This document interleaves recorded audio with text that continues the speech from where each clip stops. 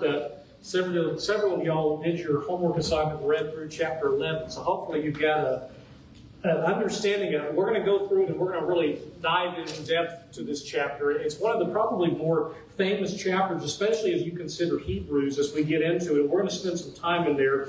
And I really want us to focus on this ending of chapter 10 as we go into it, because this entire section is now kind of the practical application of everything we've been studying to this point. Because we've been looking through this book, and the single most important principle we've gone through is Christ is better. The New Testament is better. Christianity, the new covenant is better in every way. And the Hebrew writer, he has spent chapters going through and giving us every example in the world of why that is the case, and why the New Testament, why Christ is so much better than what they had, in comparing and making those comparisons, and also spending a lot of time talking about those things that were shadows of what would be coming in the New Testament and the New Law. And so he spent a lot of time getting us to this point. And now as we get into chapter 10, really halfway into chapter 10, throughout really the rest of the book, now he's going to give us the practical application. So it's kind of like, here's your foundation, here is your idea that Christ is better, and because he is better, here's what our life should look like. Here's what we should be doing. And so now he's going to be talking and really focusing in on this idea of this living a better life. And remember, as we talked in chapter 10, we left off with kind of a warning that he was giving them. Because remember, as we talked in chapter 10, if you go back and you're reading back through just about chapter 17 and following of chapter 10, he was talking about what we must do in order to be saved. And then as you get into chapter 10, verses 19 and following, remember, as we got into verses 25 and 26, he's warning them about falling away. And he's telling them the consequences that if they go back to the world, if they go back to sin, that there's going to be no longer any remission left. And so he's warning them about this idea of going back. And now he's going to be talking to us about this idea of endurance. And so we don't want to fall back. We don't want to go back to the world. We don't want to go back to this old dead system of Judaism. And so as we go into now looking at it, he's now going to give us these examples of faith. He's going to give us these reasons and these people, these examples we can look at and find this hope. We can find this drive to keep moving forward, to keep going past the discouragement that we might have. And so it's a very important fundamental chapter for me and you today, because it's so easy to get discouraged. And it's so easy to find ourselves wondering about what we should be doing or how we can continue going. But now we're looking at these examples of these people that have gone through the same thing we're going through. And so it's a really important chapter for us as we go through chapter 11. But I do want you to go ahead and go. We stopped at the end of about verse number 33 and following of chapter 10. So we're going to finish chapter 10 real quick, and then that leads us directly into chapter 11. So go ahead and look at verse number 33 with me for a second of chapter 10. And remember, this final section is talking about endurance. That's what verses 32 through 39 is talking about endurance. So begin with me, and let's just go back to verse number 32 and just read this section before we get into chapter 11. It says, "But call to remembrance the former days in which, after you were illuminated, you endured a great fight of afflictions. Partly, whilst you were made a gazing stock both by reproaches and afflictions, and partly whilst you became companions of them that were so used. For ye had compassion of me in my bonds, and took joyfully the spoiling of your goods, knowing in yourselves that ye have in heaven a better and an enduring substance. Cast not away, therefore, your confidence, which hath great recompense of reward. For if ye have need of patience, that after ye have done the will of God, ye might receive the promise. For yet a little while, and he that shall come will come, and will not tarry. Now the just shall live by faith, but if any man draw back, my soul shall have no pleasure in him. But we are not of them who draw back unto perdition, but of them that believe to the saving of the soul," through the end of the chapter. So let's stop there at the end of verse number 39. If you go back to verse 32, and you remember the start of Christianity, there for a little period of time, and from about Acts 2 all the way up to about Acts 7, there was a period of, I don't want to say necessarily peace, but not overwhelming persecution. But what we see happen is, you remember, the Jews, and especially the government, starts to get involved, and these religious leaders start to get involved. And by the time you get into chapter 7 of Acts onward, you're really starting to see that persecution ramp up. And so if you go back into verse number 32, and you remember the starting out of the early church, had the church already gone through persecution? It had. And he's saying, remember, because you've already gone through this. You've already gone through affliction. You've already done this. And even if they did not see it point blank, they knew people who had to endure it.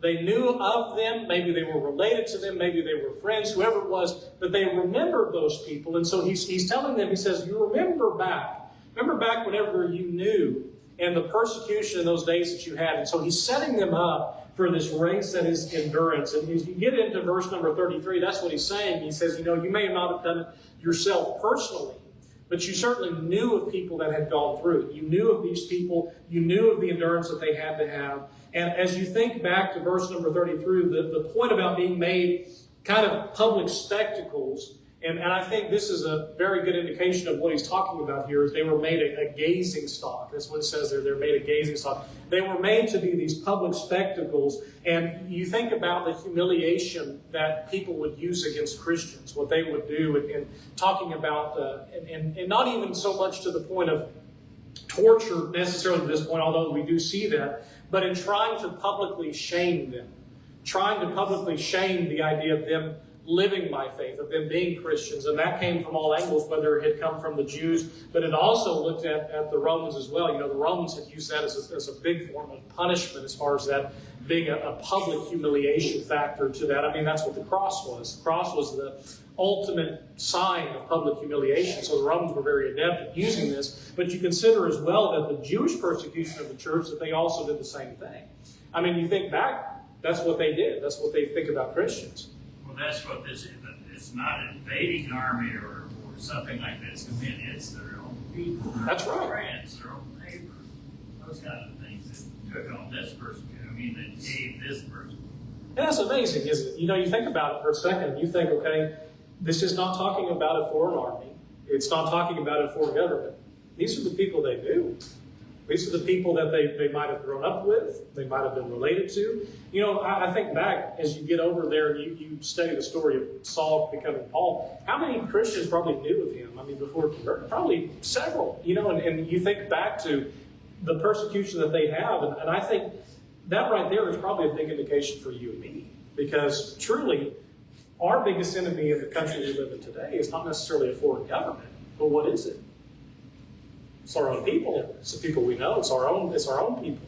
And so you think about the persecution that takes place here, and you think about what they went through, the encouragement to keep moving forward. And that's what this is all about, the encouragement to endure.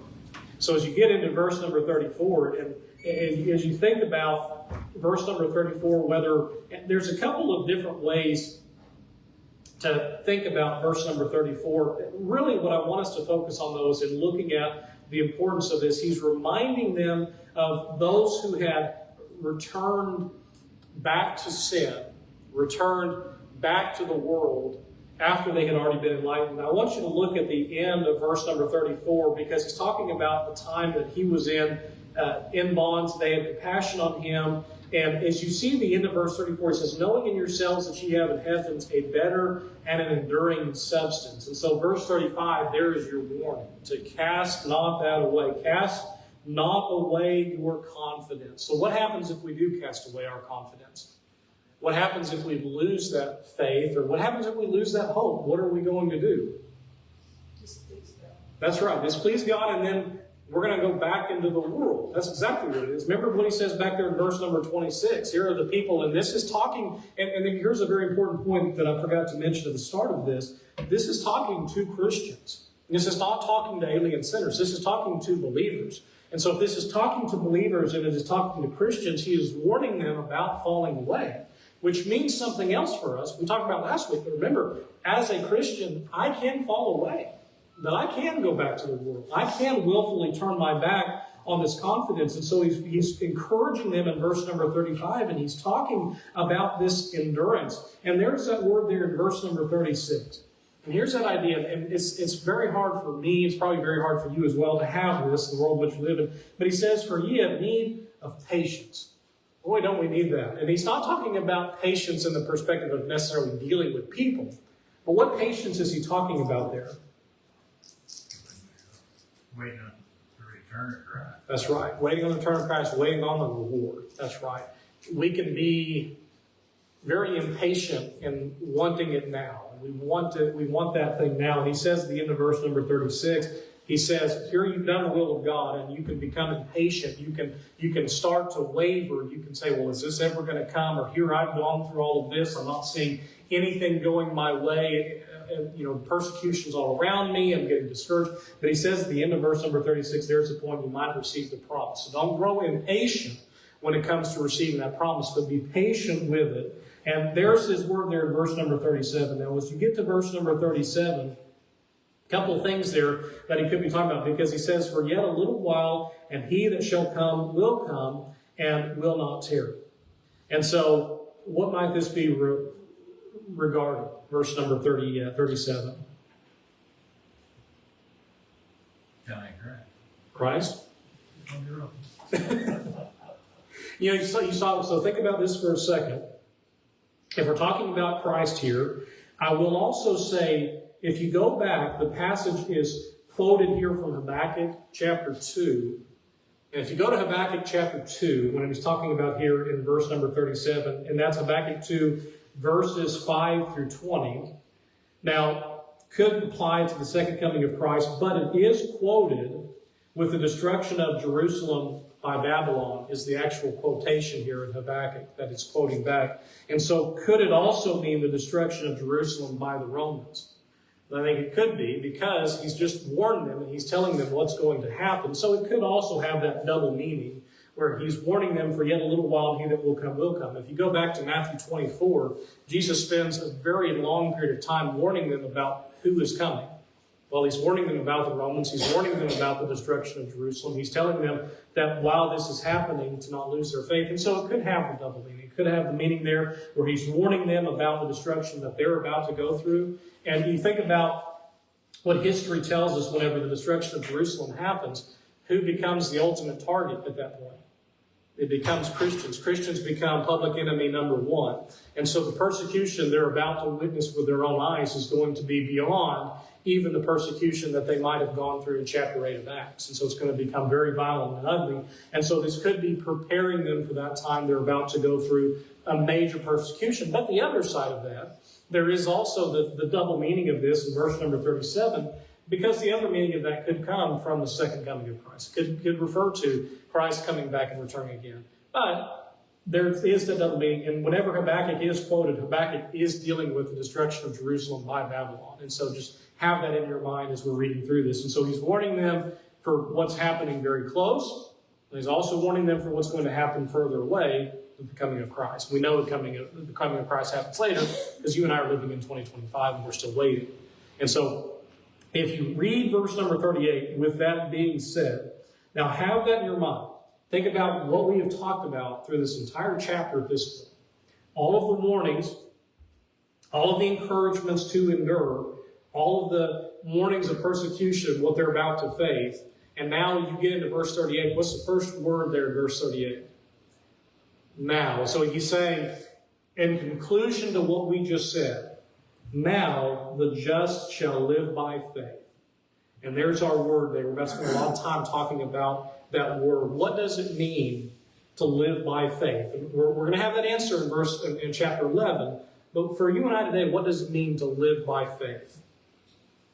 Always looking forward. Looking forward, that's right. If we live by faith, are we, let me think of a way of putting this. Are we shaky? Are we unsure about what's coming? No. To live by faith means we are confident in it. And what have we been talking about in Hebrews? That confidence of having the ability to endure. And so whenever we think back in verse number 38, we think back to living by faith. And then here's the other side of that. And there's the other word again. So we have now, so we're talking about all these things we've built our way up to. And now he says in verse 38, but if any man draw back, my soul shall have no pleasure in him. Can we lose faith? We absolutely can. And so I say that as faith an active thing. Is there an idea taught in Hebrews of this idea where I believe once and I have the faith in Jesus and then I can go do whatever I want? No, you will not find that idea illustrated in the Bible. Faith is something that is living. It is something that we must continually use and have, because if we don't, we have that ability to draw back. Let's ask it in our lives. Do we know Christians who have gone back to the world? We do, unfortunately. Probably know them, probably companions of them. But he says in verse number 39, and he's talking about Christians as a whole, he says, "But we are not of them who draw back into perdition, but of them that believe to the saving of the soul." And underline that in your mind. That is why we do what we do. We have that belief. We have that ultimate confidence and faith of that saving of the soul. That's why we do what we do. That's why we live the way we live. If we don't have that confidence, then why are we doing any of this? What are we doing, period? I mean, what are we living life for? What a miserable life to live if we don't have that ultimate confidence of the saving of the soul. That is what you and I are going after.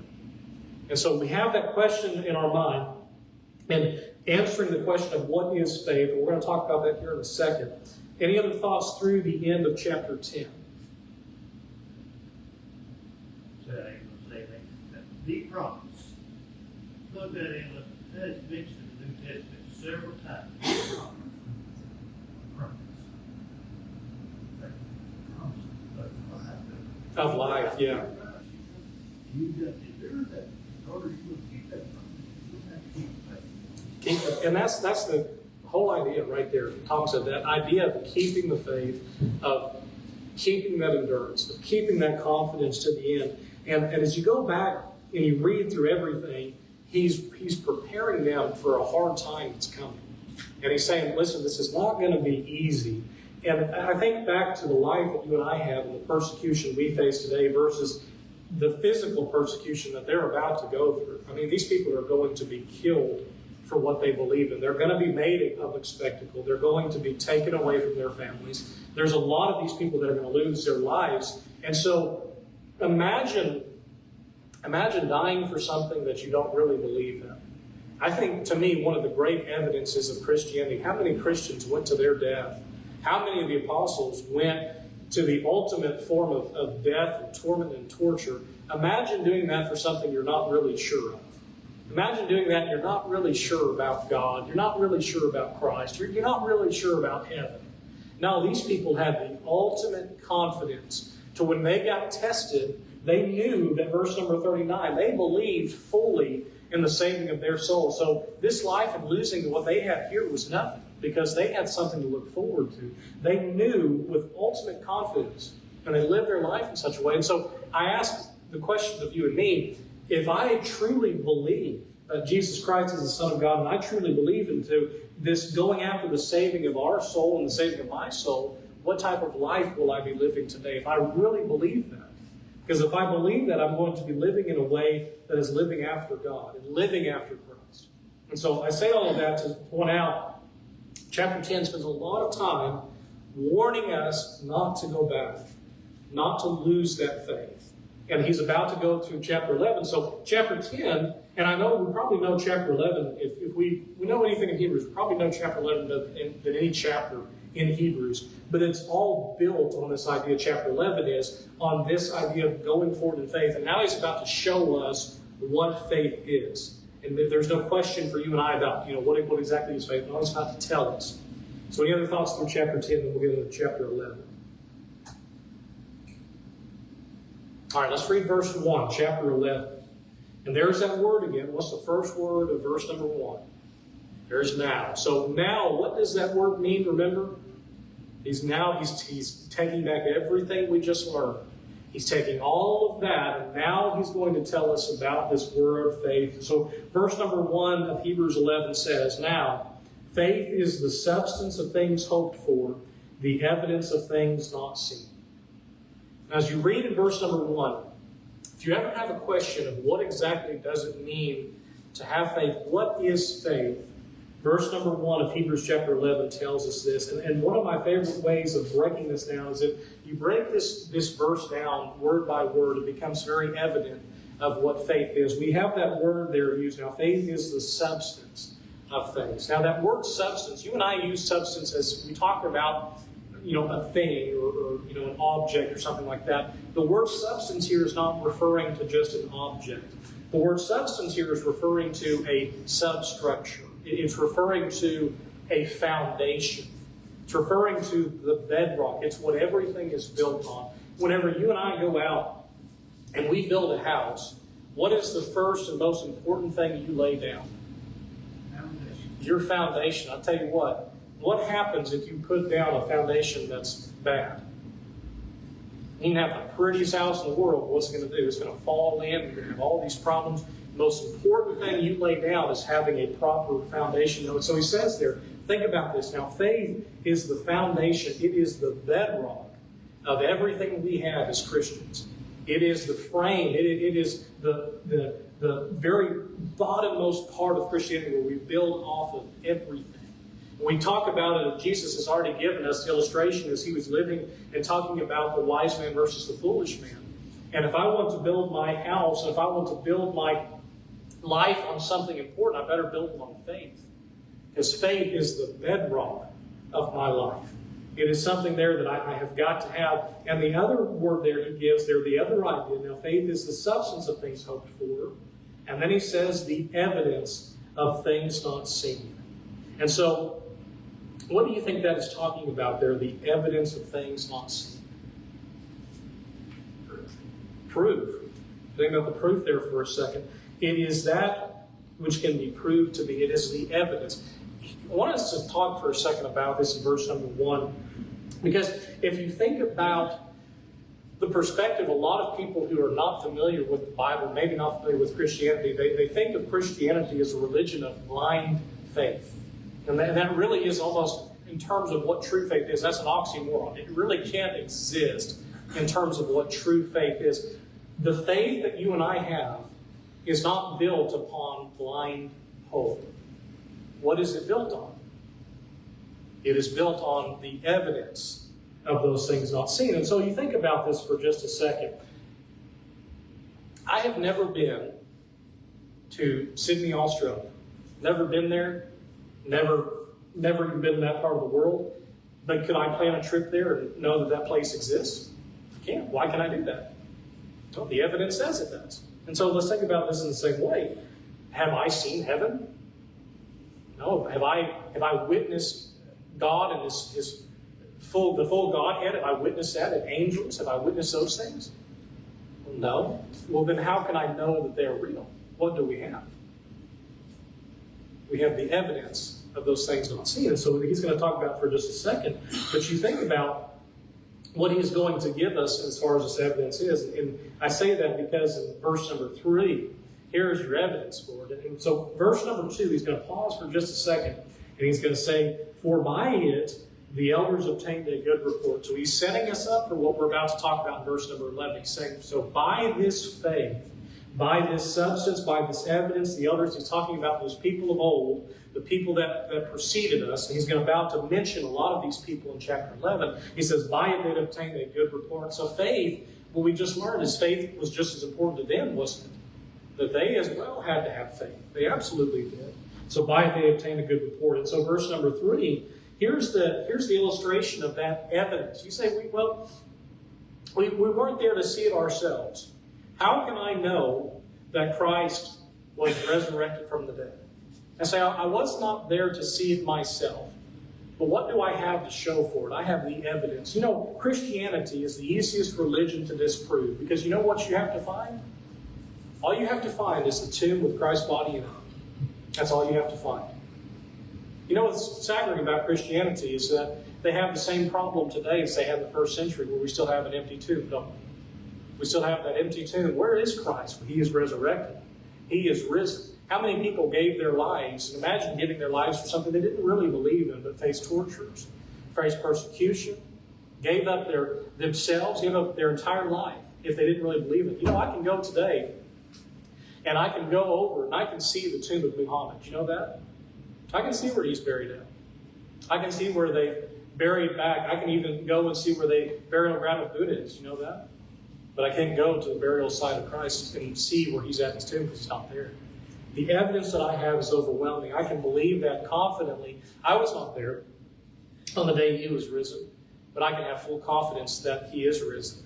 And so verse number 3 gives us one example of that faith. Here's that evidence idea that we're talking about. In verse number 3 says, through faith, we understand that the worlds were framed by the word of God, so that things which are seen were not made of things which do appear. Now, as you stop at the end of verse number 3, what is one great point of evidence that we have of God? Everything. How about the world? How about the world? You know, it's amazing to me that even science and their ability and all they try to do, so many of them try to do to disprove God, point back and they say that the worlds and the universe was started by the Big Bang, right? By the single point in time. Well, technically they're right in a way, but it was not done just from just the world making itself. It was created by God in that single moment. So even science itself proves God. And so you and I can look all around us today, and we can go through this, and we can spend some time in this. We won't for time's sake, but I can go through chapter 3 and say, have you and I ever witnessed something coming from nothing? No. It goes against the very evidence of the world which we have today. We can see that God exists. He has to exist because of the evidence of the world. And so the Hebrew writer says in verse number 3, he says, look around. Look around, and here is your evidence. Now, do I have, and has God ever asked me and you to have faith in him blindly? No. Everything he's had. Whenever he had a prophet in the Old Testament, Deuteronomy, whenever he is telling us how to test a prophet, how are you to test them? You're to test them to see if what they said came true. Never once does he say, well, just believe me and it'll happen, it'll come. No, you test them by the evidence. You test them by what is said. And so we can test these things, and we can see that the things spoken of in the Bible are true and sure. And so as I go back to verse number 1, and I read those two things that faith are, faith being that substance, it is the foundation of those things hoped for, it is the evidence of those things. No, I may not have personally seen those things, but I know that they are true. Whenever you have a jury trial in our court systems, and it's their job to find out whether somebody is innocent or guilty. It's their job to sit through, and what are they sitting through? What are they looking at? Well, they're seeing if there's any evidence to find him guilty. And so you say this old boy commits a crime, and they find his footprint, they find his fingerprint, and they see all these things. Those people were not at the crime scene. They were not there the day it happened. Can they convict them? They can't. Why? Because the evidence is fingerprints are all over it. God's fingerprint is all over the world in which we live in. There's only one way that we can know that is if we look to his word, we look all around us to find the evidence. And so as we get through the end of chapter 3, the end of verse 3, I can know, even though I'm not there, and I was not there when God created the world, that he did, and he spoke it into existence. And so think about this, the foundation of the things we hope are true, the evidence of things that we have not experienced. And so foundation of Christianity, everything else is built on that. It is faith. It is that faith. Any other thoughts through verse number 3? So, as he's given us this evidence, now he's going to give us some examples. And this is the Hall of Faith, or the Hall of Fame of Faith chapter of Scripture, where now he's going to go through them. He's going to illustrate for us. He said, here's what faith is. Now, let me give you some examples of how it's used, and these people that have had faith throughout time. And so as you get into verse number 4, we have our very first one. We have a little bit of time before we quit, but think about how their faith is illustrated. Verse number 4, we start with this. And you'll notice that as you go through chapter 11, those two words are going to ring true quite often. By faith, by faith, by faith. And remember that he's illustrating for us what is faith. That is our question here in chapter 11. What is faith? And so verse number 4, he begins, he says, by faith, Abel offered unto God a more excellent sacrifice than Cain, by which he obtained witness that he was righteous, God testifying of his gifts, and by it he being dead yet speaketh. All right, so stop at the end of verse number 4. You know, this is an interesting verse because if you read Genesis 4, verses 1 through 8, and you read the story of Cain and Abel, it gives us facts, but it doesn't give us very much as far as motivation is concerned about why Cain and Abel did what they did, why they did it differently. We know that Cain was a farmer, Abel was a herdsman, and we know that God required a sacrifice. God, and both of them offered to God for this sacrifice that they were going to make. But whose offering was rejected? Cain's. Cain's offering was rejected. Abel was accepted. And the difference, we're told in Hebrews 11, verse number 4, that we're not specifically told in Genesis 4. We're told in Hebrews 11, verse 4, what was the difference in their offerings, according to verse number 4? How did Abel offer sacrifice? By faith. And so, what then would you say that Abel possessed that Cain didn't? By faith. We say that Abel then had faith. Now, if I said that wrong, sorry, but Abel had faith. And so if we go back, and this is interesting, because I can go back now, and if I read Hebrews 11, verse 4, and if I go back to Genesis chapter 4 again, if I go back and I look at these two sacrifices, so Cain offered some of his produce, Abel brought lambs from his flock, he offered the best of the meat to God, and so where is the faith? Well, the faith is in what they offered. And evidently with what God required them to do, Abel offered a more excellent sacrifice. He offered up what God required. Did Cain? No. Cain did not, and that's the difference between the two. If you've ever wondered, going back there in Genesis 4, what's the problem? What's the difference between the two? We're never told there specifically the rules for sacrifice or anything like that. But we're told here in Hebrews 11, verse 4, the difference between the two. One offered it by faith. The other offered it without faith. And so for God, and for that God, whenever you look at who Abel was, we're able to say that Abel was righteous because of what he offered. And so one of my favorite things is you look at this at the end of verse number 4, Abel has been dead for how long now? I mean, you think of centuries, generations, millennia he's been gone. And yet does his example still speak to you and I today? Boy, he does. And his words still spring, or his actions speak the most loudly. And so I think it's amazing too, because if you think about Cain, would you really call Cain an unbeliever? I mean, he believed in God. He had a conversation whenever we see this and looking at God. I don't think you could call him an unbeliever, but certainly he did not sacrifice by faith. That's an interesting thing, isn't it? That I can believe in God and still not live a life by faith. And so Cain was certainly that example. There's a lot to unpack in this. And so Abel's faith, if you look and want to kind of jot this down in your head, Genesis 4, verse 10, connecting Hebrews 11, verse 4, Abel's faith continues to teach us today. It gives us that example of what faith is. We got time for one more, then we'll call it quits because we get in verse 6 and following. In verse number 5, let's talk about Enoch. It says, by faith Enoch was translated that he should not see death, and was not found because God had translated him. For before his translation he had this testimony, that he pleased God. As we stop at the end of verse number 5, tell me what you know about Enoch. Because if you're in Genesis 5 and you read verse 24, you say, well, I don't know a lot about him, but I know that Enoch did not see death as the rest of us have to experience death, did he? He's the example there at this point of him being translated. You know, all Genesis tells us about Enoch is that Enoch walked with God. That is what you and I know, according to the Genesis account, about Enoch. And what that's saying there, how did Enoch live his life? If he walked with God, what type of life is he living? He is living in obedience. He's following after God. And so we see these two statements made here. We have even more evidence. That's what I love about Hebrews 11, is it provides us a little bit more insight into their life than even the facts as we go back into their life. And so we know that his life pleased God because of how he was taken up. Now you go into the next chapter, and you go into Genesis chapter 6. What did the world become after Enoch? Or while Enoch was living, what necessitated the flood happened? What happened to the world? It's a wickedness. Wickedness had overtaken the world. And so Enoch lived a life that was standalone and very different then. All right, so let's talk at the end of verse number 5. And I would really encourage you again to read chapter 11. And if you read chapter 11, to go back into the actual factual accounts of these people and see what you can find. But we'll stop at the end of verse 5 today, and we'll pick up again next week. Thank you all for